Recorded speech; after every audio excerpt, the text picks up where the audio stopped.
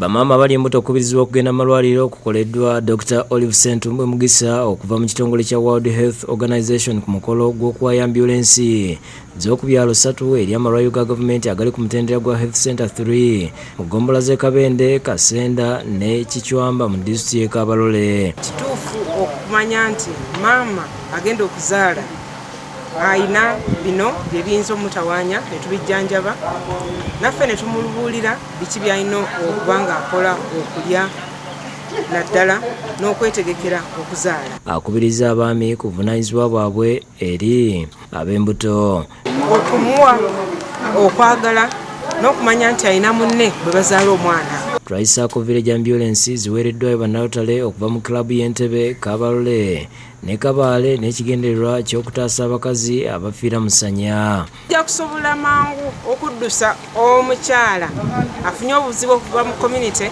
oba okuva ku ka health facility akatono. Akulira lya Kichwamba Health Center 3 Christine Kyalisiima ayogedde obuzibu bwe babadde basanga mu ntambula. For that matter, we are going to reduce cases of child death and maternal death.